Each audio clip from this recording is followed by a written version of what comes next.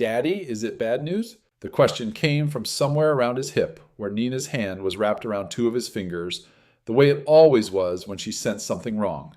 She was 6 years old, and already fluent in the language of things her father wasn't ready to say.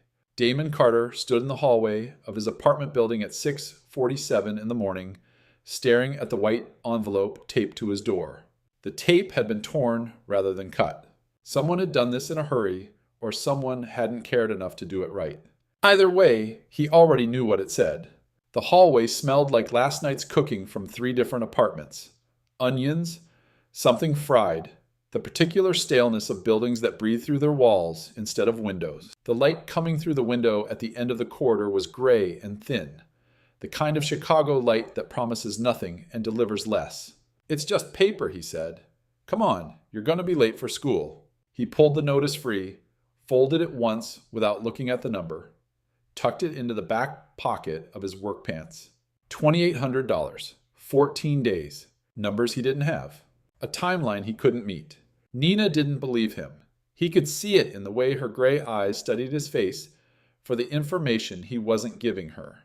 But she didn't push. She'd learned that too, when to ask and when to wait, when to try again later. They walked down the 3 flights of stairs because the elevator had been broken since March. Nina held the railing with one hand and his fingers with the other, and she talked about how the fish in the aquarium at school had died yesterday. All of them. The teacher said sometimes things end, but that doesn't mean they weren't good while they lasted. Damon recognized what she was really talking about. The divorce, her mother leaving, the way their life kept rearranging itself into shapes that didn't quite fit anymore. "That's a smart thing your teacher said he told her." "I know. I think she was sad, though. She had the sad eyes." Sometimes people can be sad and smart at the same time. Nina thought about this as they reached the bottom of the stairs. "Like you." He stopped. Looked down at her. "Like me sometimes," he said. "Yeah." She nodded, satisfied. Then she asked, "Can we get waffles this weekend?" And he said maybe, and she said, "Maybe usually means no, but I understand." And he felt something crack in his chest that he couldn't afford to let show. The bus stop was 2 blocks away. He walked her there, checked her backpack zipper, smoothed down a piece of her hair that had escaped her ponytail. The stubborn piece that always escaped, no matter how carefully he braided it the night before. He kissed the top of her head. "Have a good day, sweetheart." "You too, Daddy." He stood on the sidewalk until the yellow doors closed with her inside and the bus pulled away down the street. And then he was alone, with the eviction notice in his pocket, and the math he'd already done 100 times. He drove to the job site. The hotel was the kind of place that had a name people recognized, the kind with a lobby that smelled like money and fresh flowers, and the particular confidence of spaces designed for people who never worried about the cost of things. Damon parked in the service garage, walked through the service entrance, took the service elevator to the penthouse level, and he spent the next 8 hours underneath the electrical panel, running wire through conduit, while guests walked overhead in shoes that cost more than his rent. He was good at this. That was the thing people didn't understand about him, or didn't care to understand. 12 years in the trade, a reputation for precision, contractors who called him by name and paid him on time and recommended him to other contractors. Around noon, a younger apprentice named Jerome asked him about a junction box configuration, and Damon walked him through it step by step, patient, thorough. The kid was nervous. First week on a job this size, Damon remembered that feeling. "You're doing fine," he told Jerome. "Just slow down. The wire doesn't care if you're fast. It cares if you're right." Jerome nodded.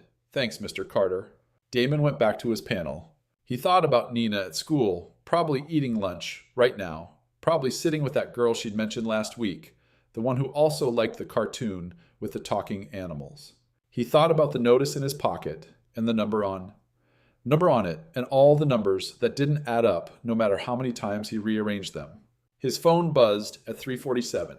3 missed calls from his attorney. 1 voicemail. He listened to it sitting in his truck in the parking garage. Engine off, windows up.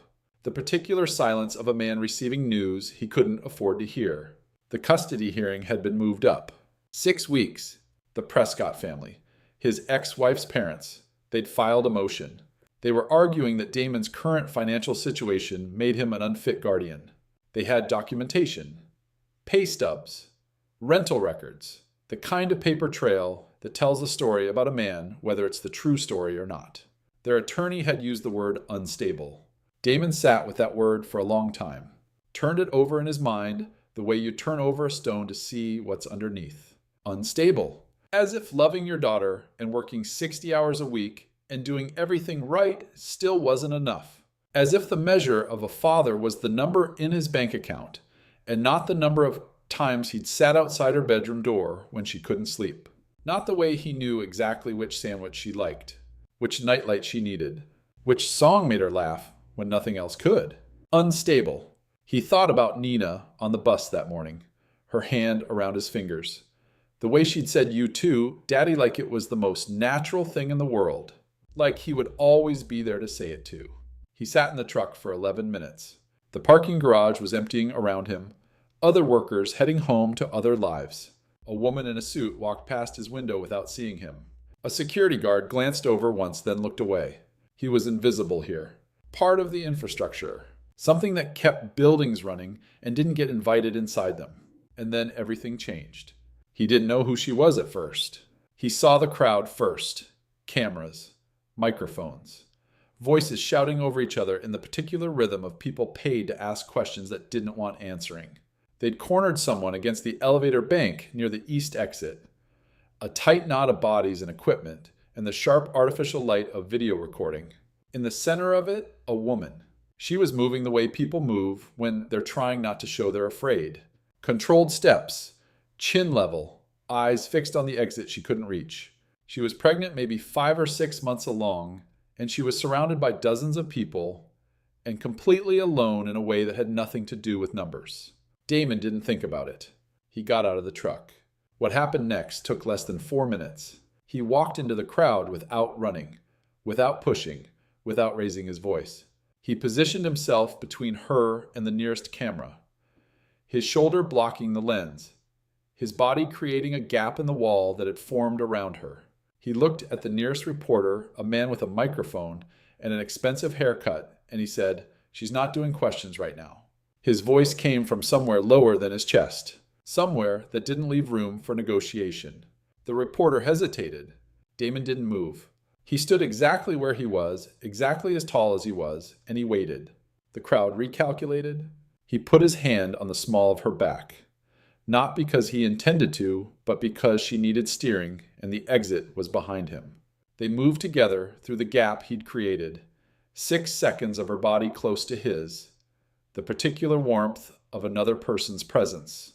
And then they were through, and the door was closing, and the noise dropped away like something severed. They stood in the service corridor. Concrete floors, fluorescent lights, the distant hum of machinery. She was breathing faster than she should be. Her hands were pressed flat against her stomach, one on top of the other, protective without thinking about it. She looked at him, not the way people usually looked at him, not with the quick dismissal of someone cataloging his appearance and filing it under not relevant. She looked at him like she was calculating something, running a formula he wasn't part of. "Thank you," she said. Her voice was steady. Everything about her was steady except her breathing. He nodded, turned to leave. "Wait," she said. He stopped. She studied him for a long moment.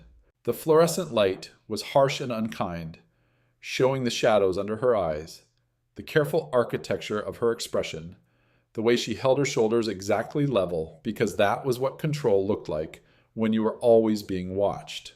"I have a proposition for you," she said. "And before you say no, I need you to hear the number first."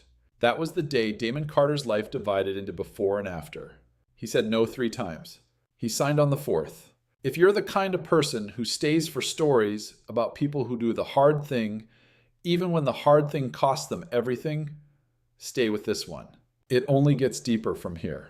Her name was Genevieve Hartwell, and she hadn't slept more than 4 hours in a row since the morning she looked at the test and understood that everything was about to get complicated. She was 31 years old.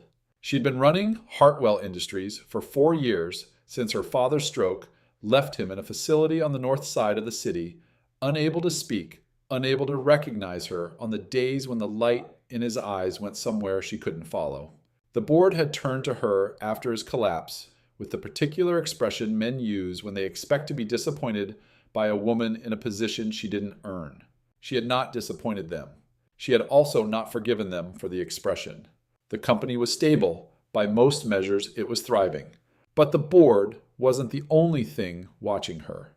There was a man named Sebastian Crane who had been watching for 2 years, a minority shareholder with a seat on the investment committee and a reputation for restructuring companies by removing the people who built them. Genevieve had blocked his takeover proposal by 3 votes. She'd called in every favor she'd accumulated in 4 years of 16-hour days. She had won that battle the way she won most battles, by being more prepared than anyone expected and more ruthless than anyone wanted to believe. Sebastian had smiled at her across the conference table and said he respected her position. She had known then that he wasn't finished. She was 10 weeks pregnant when she found out that he knew. She didn't know how. A leak from her doctor's office, a paid informant in her life. It didn't matter. What mattered was what he intended to do with the information. His attorney's letter arrived on a Tuesday morning. He was filing for paternity recognition. The relationship had been a mistake. 3 weeks born from exhaustion and loneliness, and the vulnerability that arrives when you've just survived something that should have broken you. She'd ended it before she knew about the pregnancy. She'd thought that was the end. But nothing was ever the end with men like Sebastian Crane. Under the terms of her grandfather's original trust, any blood heir of the Hartwell founding family had a claim to proportional equity. A child with Sebastian listed as legal father would give him exactly the lever he needed. Custody arrangements would require negotiation. Negotiation would require access. Access would give him everything he'd been trying to take. He didn't want the child. He wanted the weapon the child could become. Her attorneys had offered her one path forward. A legal husband, established on record before Sebastian filed, would make his paternity claim significantly harder to pursue. It wouldn't stop him, but it would slow him down. And time was the one thing she still had more of than he did. She needed a husband, someone who wasn't connected to her world, not susceptible to Sebastian's money, not interested in anything she had except what she was willing to put in writing. She had not expected to find one in a hotel parking garage, but there he had been, a man in work clothes who had walked into a crowd of strangers to help someone he didn't know, without calculation, without hesitation, without any apparent concern for what it might cost him. She'd run his name that night. Damon Carter, 34 years old, licensed electrician with 12 years in the trade, one daughter age 6, divorced 3 years. Currently the subject of a custody dispute filed by his former in-laws. He needed money. She needed a signature. The mathematics were simple. The execution was not.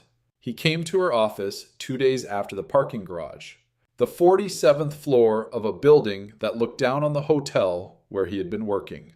He stood in her doorway in clean clothes that were not new, and he looked at her space the way people look at spaces they know they don't belong in, taking it in, setting it aside. She did not offer him a seat immediately. She watched him instead, the way he held himself, the way his eyes moved across the room cataloging exits, noting distances, the stillness in a man who knew how to wait. "I'll be direct," she said. "I don't have time for anything else." "Go ahead." She laid out the terms without softening them. Contract marriage, 12 months minimum. He would appear at functions, meet her attorneys live in her home, sign an NDA, conduct himself in a manner consistent with the image they were building. In exchange, he would receive enough money to stabilize his housing, retire his debt, and retain a legal team that could actually compete in a custody case. She named the number. It was more than he'd made in 5 years combined. Damon was quiet for a moment. Then he said, "You're pregnant." "Yes." "Whose is it?" "That's not part of the terms." He looked at her steadily. "You want me to pretend to be your husband, move into your house, and I don't get to know whose child I'd be covering for." "You'd be covering for nothing," she said. "The child is mine. The arrangement is a legal formality that benefits both of us. It benefits you. And you. Considerably." He stood up. "I appreciate your time. Mr. Carter." He stopped at the door. "I'm not asking you to love me," she said. "I'm asking you to honor a contract. You do that every day. This is not different in any way that should matter to you." He left without responding. That evening, he sat in his truck outside Nina's school, watching the other parents file out with their children. Families that looked like families. Fathers who could afford the houses they lived in. Mothers who hadn't left for other cities and stopped calling. He thought about the number Genevieve Hartwell had named. He thought about the number on the eviction notice. He thought about the hearing in 6 weeks and the attorney he couldn't afford and the Prescott's lawyers using words like unstable and environment and best interest of the child. He said no. He said no again the next morning when his attorney told him the Prescotts had retained additional counsel, a specialist, someone whose hourly rate was more than Damon made in a day. He said no 2 days later, standing in his kitchen at 2 a.m, looking at the photograph on the refrigerator. Nina at the beach last summer, squinting into the sun, her smile so wide it pushed her cheeks up and crinkled her eyes. He did the math for the 4th time. He arrived at the same answer. He picked up the phone. Thursday afternoon, same office, same desk. Genevieve slid the contract across to him without ceremony. 14 pages of language that reduced his life to terms and conditions. He read every page while she waited in silence. When he finished, he initialed each section, signed the last page, and pushed it back across the desk. "When do we start?" "You move in Saturday," Genevieve said. "Nina as well, if that's your preference. There's a room prepared." He looked up at her. "You planned for her." "Of course," she said, like it was obvious. "She's part of your life. The arrangement only works if it's coherent." He nodded slowly. Something in him loosened that he hadn't expected to loosen. She'd thought about his daughter before he asked. Somewhere in the architecture of this arrangement was a consideration that had nothing to do with contracts. He told himself it was just logistics, just a business transaction, just the math working out the only way it could. He didn't tell Nina it was temporary. He told her they were going to stay with a friend for a while, a big house with a yard and a fish tank. She could bring whatever she wanted as long as it fit in the 2 bags he'd packed. Nina asked if the fish were friendly. He said he'd find out. Saturday morning, they loaded his truck. The apartment looked smaller, empty than it ever had full. He stood in the doorway of Nina's room, her backpack on, her elephant under her arm, looking at the walls where her drawings had been. "Daddy," she said. "Yeah. Are we coming back?" He crouched down to her level, put his hands on her shoulders, looked her in the eyes, those gray eyes that saw everything and forgave everything, and still believed in him, despite all the evidence that believing in him was unreasonable. "We're going somewhere better," he said. "Okay." She thought about it with the seriousness she brought to most questions. Then she nodded. "Okay." She took his hand. They walked out. He pulled the door closed without looking back. What neither of them knew driving away from that building was that Genevieve hadn't told him everything. The contract was accurate. Every dollar, every clause, every expectation. But the reason behind it was not a legal formality. It was a war. And Damon Carter had just agreed to walk into the middle of it without a map. The house was not a home. It was a statement. 11 rooms, 4 of which Genevieve used regularly. A staff of 3 who moved through the space with the trained silence of people paid not to exist. Everything was clean and expensive and placed with intention.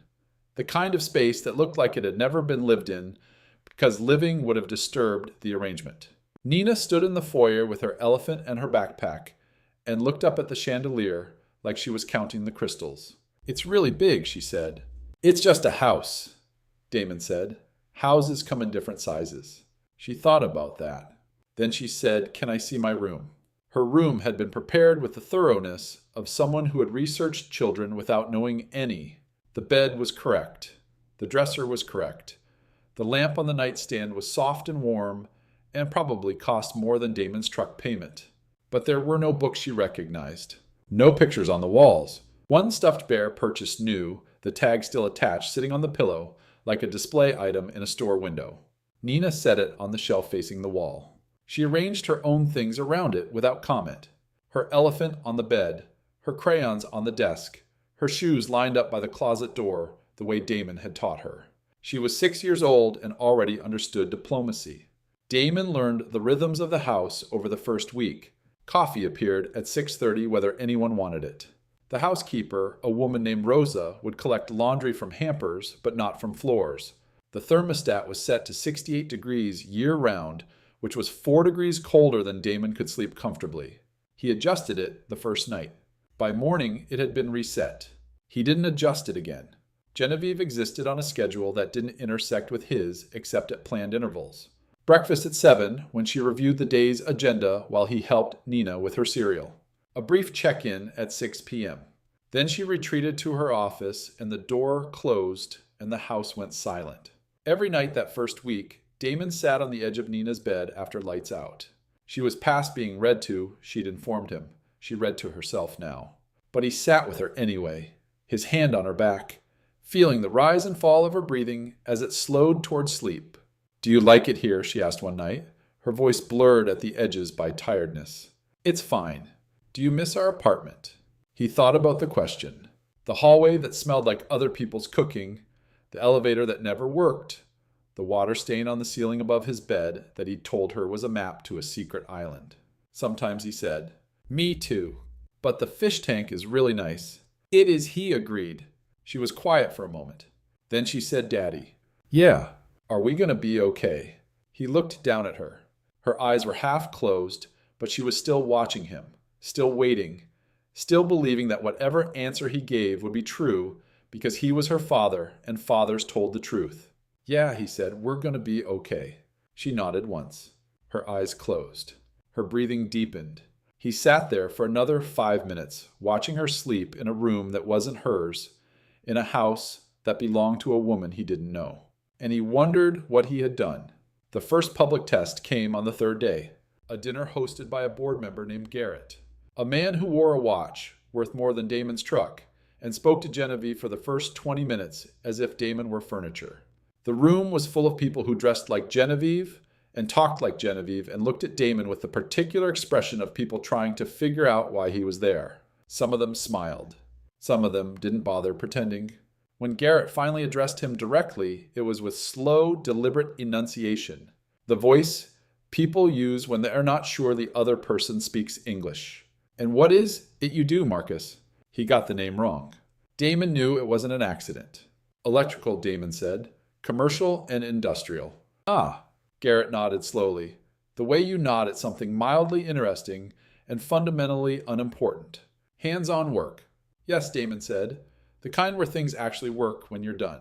Genevieve beside him didn't react, but Damon saw the slight adjustment at the corner of her mouth. Something that might have been approval if she'd been the kind of person who showed approval. Later, a woman from the board pulled Genevieve aside. Damon wasn't meant to hear the conversation, but he was standing close enough. The woman spoke in the low voice of someone sharing a confidence that wasn't really a confidence. "Are you sure this is the image you want to project right now?" "The optics are. I mean, it's not that anyone objects. It's just that the timing is unusual, don't you think?" Genevieve's response was flat and final. "I'll take that under advisement." She didn't look at Damon for the rest of the dinner. He understood she was managing the room. Looking at him would have made the conversation about something other than her control of it. He understood it strategically. It still landed like a door closing. On the drive home, she said, "You handled Garrett well." "I didn't handle him," Damon said. "I just talked to him like a person." She looked out the window at the city passing by. That's what handling him looks like. The internet had opinions. One side called it romantic. The billionaire and the electrician. The underdog love story the world had apparently been waiting for. Profile after profile reposted the photo from the parking garage, his hand on her back, her face turned toward him, captions written by strangers who didn't know either of them. The other side was uglier. Damon had learned to recognize its particular grammar. Comments that never said anything explicit. That framed everything as concern. That arrived at their destination through the architecture of questions.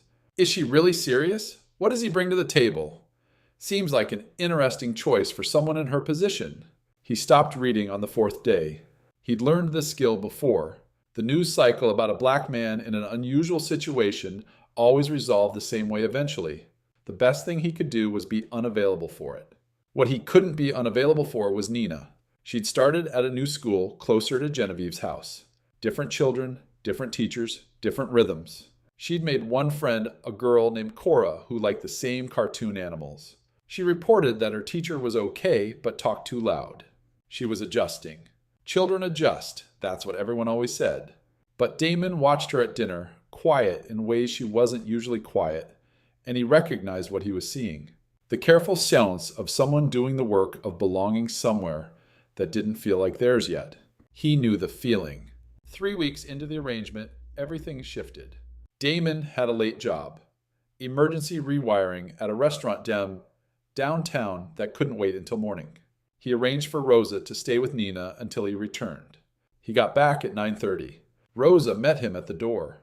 Her expression was the careful neutral of someone who had handled something and wasn't sure if she'd handled it correctly. She woke up crying around 8 o'clock, Rosa said quietly. Ms. Hartwell sent me home. Said she would handle it. Damon looked toward the stairs. He looked back at Rosa. She offered nothing else. He went upstairs. Nina's door was open 3 inches, enough for light to fall in a thin strip across the hallway floor. He stopped outside it, listened. No crying, no voices, just the quality of silence that exists when 2 people have been talking about something important and have finished. He pushed the door open, and he wasn't ready for what he saw. Genevieve Hartwell was sitting on the floor, not in the chair by the window, not on the edge of the bed, on the floor, her back against Nina's mattress, her legs extended in front of her, her hands flat on the carpet on either side of her hips. She was 6 months pregnant and sitting on the floor of a child's bedroom, and she was looking at the wall. Nina was sitting cross-legged on the bed above her. Their heads were at almost the same level. They were both looking at the same spot on the wall, the way people look at things when they've been discussing something easier to discuss without eye contact.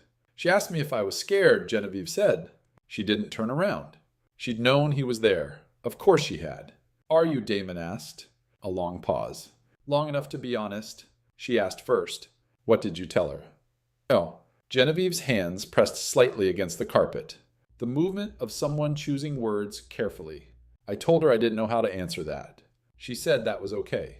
That her dad says he doesn't know things, and then he figures them out. Damon looked at Nina. She was watching him with the expression of someone managing 2 adults at once. An expression she had no business knowing at 6 years old. An expression she'd learned anyway. She stayed, Nina said. Not explanation, statement. The thing that mattered. I see that, Damon said. He met Genevieve's eyes across the room. And there it was. The unguarded thing. The expression that existed before she had time to arrange it. He'd seen it once before in the parking garage in the seconds before she collected herself. This time she didn't collect herself. She was afraid. Not strategically, not usefully. Just afraid the way anyone is afraid when they're in the middle of something they don't know how to do and someone small has asked them the right question. He didn't say anything about it. He put Nina back to bed, smoothed her hair. She said she's not as scary as she looks. And he said, I know, and she said, okay, and closed her eyes with the efficiency of a child who has decided the adults have this handled. When he came back into the hallway, Genevieve's door was already closed. But something had shifted. He felt it the way you feel a change in weather. Not visible yet, but already in the air. He found the name by accident. Genevieve left her laptop open on the kitchen counter one morning. Unusual. The first lapse he'd seen in 6 weeks. Damon wasn't looking at it. He was pouring coffee. But he was close enough to see the email header before the screen locked. Sebastian Crane. He remembered the name. He'd seen it weeks ago on a financial news site in an article about Hartwell Industries. A photograph of a man in his 50s with silver hair and the expression of someone who believed rooms arranged themselves for his benefit. That evening, after Nina was in bed, Damon looked him up. Sebastian Crane, 54 years old. Minority shareholder in Hartwell Industries with a seat on the investment committee. His name connected to 3 corporate takeovers in the past decade, all successful in removing existing leadership. And according to a recent legal filing, petitioning for paternity recognition of an unborn child. The filing didn't name Genevieve. It didn't have to. Damon sat in the dark kitchen with this information. The clock ticked somewhere in the house. Outside a car passed. Headlights sliding across the wall and then gone. He got up, walked to Genevieve's office, knocked. She looked up from her desk. Read his face. Sit down. Just tell me. All of it. She didn't reach for the contract. Didn't invoke any clause. She set her pen down and looked at him with the expression of someone who'd been carrying something heavy for so long they'd forgotten what it felt like not to. "I met Sebastian at a conference 2 years ago," she said. "I'd just come through a difficult board vote. I was not at my best. The relationship was brief and a mistake. I ended it. When I found out I was pregnant, I waited too long to decide what to do. By the time I decided, he already knew. How? I don't know. I stopped trying to figure that out." She paused. Her hand moved to her stomach, protective without thinking. "His plan is straightforward. If he's recognized as the legal father, before I can establish another arrangement, he gets leverage over custody. Custody leverage becomes boardroom leverage. He doesn't want the child. He wants the access the child gives him. And the contract," Damon said, "the husband on paper, that blocks him. It complicates his filing. Not permanently, but long enough for my attorneys to build a case." Damon was quiet. "You used me," he said, "as a legal instrument, without telling me what the instrument was for. I paid you." "Don't." She stopped. "I moved my daughter into your house." He kept his voice level, but just barely. "You knew there was a man out there dangerous enough to threaten a billion-dollar company. You put Nina in the same building as whatever he's capable of. And you called it a logistical formality." Genevieve opened her mouth, closed it. "Was any of it a lie?" he asked. "The contract. Any of it?" "No. Every term is exactly as written. Just not why." "Just not why." He stood up, walked to the door. "I need to think." He thought for 11 days. He was still there, still present at the functions that required him, still sitting across the breakfast table, pouring Nina's juice, asking about her homework, performing the rituals of domestic life that had become surprisingly easy to perform. But the warmth that had been quietly building between him and Genevieve, the thing neither of them had named because naming it would have meant acknowledging it, went cold. She felt it. The small things he used to do, remembering she couldn't drink coffee that had sat too long, standing slightly closer to her in rooms full of people who made her feel like a position instead of a person. The way his presence in a room had made the room feel different. She hadn't realized how much she relied on those things until they disappeared. Even Nina noticed. "Daddy," she said one night, "why does Genevieve seem sad? Can you fix it? You're good at fixing things." He didn't know how to answer that. Then Sebastian moved. He'd found something, or someone had found it for him. A minor charge from when Damon was 19, disorderly conduct, expunged but recoverable by someone with resources. It was nothing, legally irrelevant. But it was fed to 2 tabloids and a legal commentator who used it to construct a narrative about the man Genevieve Hartwell had married. The Prescott family's attorney issued a statement the same afternoon, referencing the reports, requesting that the court review the stability of Damon's current living situation. Damon read the statement in his truck outside Nina's school. He called his attorney. She told him it was a nuisance filing, but would require a response. The timeline was tightening. He sat in the truck for a long time after the call ended, watched the other parents arrive. The minivans and SUVs and comfortable certainty of people who had never had to worry about someone examining their lives for evidence of instability. He understood now. Sebastian Crane had Damon's name on a marriage certificate. Dismantling Damon was easier than dismantling Genevieve directly. He had put himself in this. He had put Nina in this. That night, he found Genevieve in the kitchen. She was standing by the window, looking out at the backyard, her hand on her stomach. "I need you to understand what just happened," he said. "That filing, the one your opponent handed to the Prescotts, that could cost me my daughter. I know. I've already asked my attorneys to. I don't want your attorneys. I want you to understand that this is real. This isn't a boardroom complication. This is Nina. I understand that. Do you?" He looked at her directly. "Because I signed a contract that said this was a business arrangement. I did not sign up to be a target. And I certainly did not sign up for Nina to be one." Genevieve held his gaze. For a moment, neither of them spoke. "I know," she said quietly. "Then you know why I can't stay." The next morning, Damon went to Genevieve's attorney's office. He left an envelope at the front desk. Inside was a formal request for early contract termination, citing material omission of relevant risk at the time of signing. His own attorney had drafted it, clean and precise. He didn't go upstairs. He left the envelope and walked back out onto the street and sat in his truck for 11 minutes before he could make himself drive. Genevieve received the envelope at 10:15. She read it alone at her desk with the door closed. She'd run every contingency, mapped every threat, built a strategy around a marriage that was supposed to be a controlled variable. Damon Carter had not behaved like a controlled variable, and now he was gone. And the envelope on her desk was the cleanest evidence she had ever received that she had handled something badly. Not the strategy, the person. She put the envelope in her drawer, sat at her desk for the rest of the afternoon with her hand on her stomach, feeling the baby move. For the first time, she understood. She'd been so focused on not losing that she'd forgotten what she was fighting to protect. Not the company. Not the equity. The child. And whatever fragile chance existed that this child would grow up in something that felt like safety. She picked up her phone, set it down, picked it up again. She didn't call her attorney. She called Damon. He didn't answer. She didn't leave a message. There was nothing she could say in a message that would be worth saying. But she called. That was new. For 11 days, Damon lived in his old apartment. The eviction had been handled. Genevieve's team had negotiated a settlement one term that still applied even after he walked away. The landlord had been paid. The notice had been rescinded. The apartment felt different now. Smaller. Emptier. The walls where Nina's drawings had hung still showed the marks from the tape. Nina was confused. She asked where Genevieve was. She asked about the baby. She asked if they were going back or if this was their house now.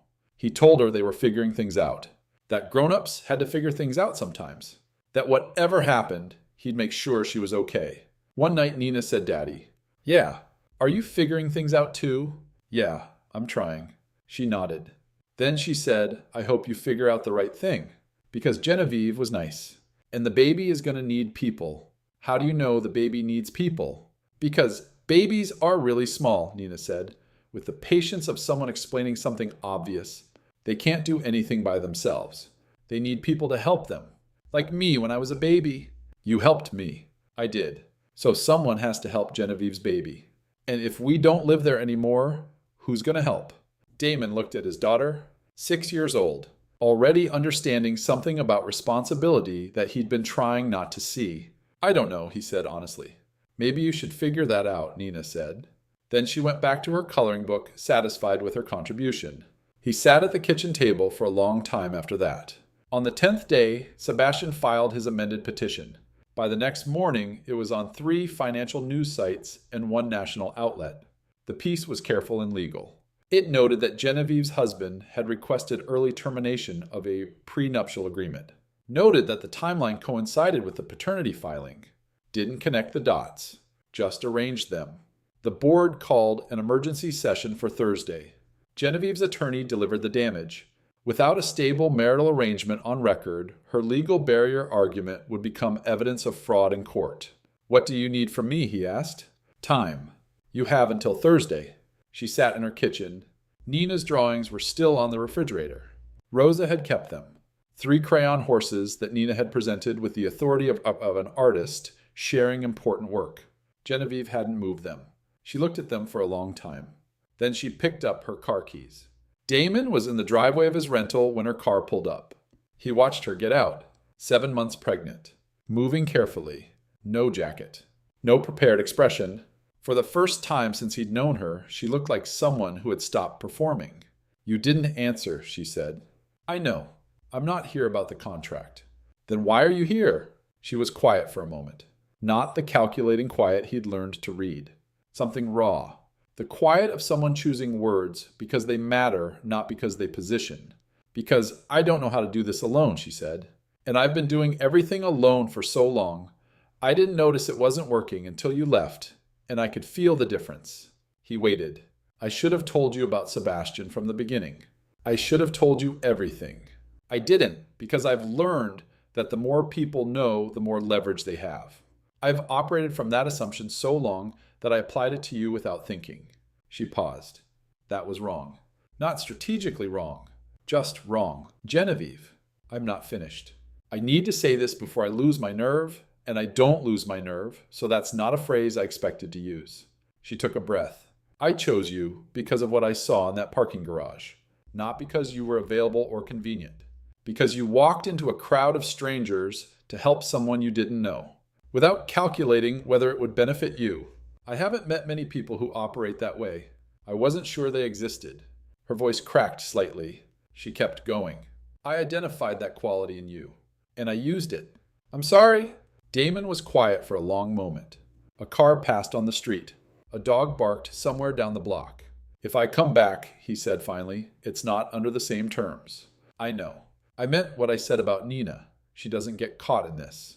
I know. I'm going to fix that. How? I'm going to tell the truth. In court. On record. Everything about Sebastian. About the arrangement. About what he's been doing and why. It exposes me. But it removes his leverage over you and Nina. She looked at him steadily. It means the marriage contract becomes public. Everything becomes public. I wanted to avoid that. What changed? She glanced toward the window, the direction of crayon horses 11 miles away. Nina asked me if I was scared, and I didn't answer. I've been thinking about that for 11 days, about what it means that a 6-year-old asked the right question and I had no answer. She met his eyes. I don't want to raise a child who learns that the answer to fear is silence and strategy. I've been that child. It's a very lonely way to live. Damon looked at her for a long moment. Then he said, Nina asked me last night if you were okay. She asked about the baby. Something crossed Genevieve's face that she didn't try to control. She has good instincts, Damon said quietly. She has your instincts. He was quiet again. Then he said, if you tell the truth in court, all of it, it helps my custody case. You know that. Yes, that's not why I'm doing it.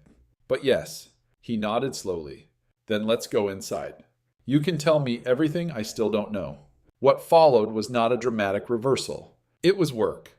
Damon reached out to a former colleague named Davis who'd done electrical work in 3 of Sebastian's properties and had been let go without the payment he was owed.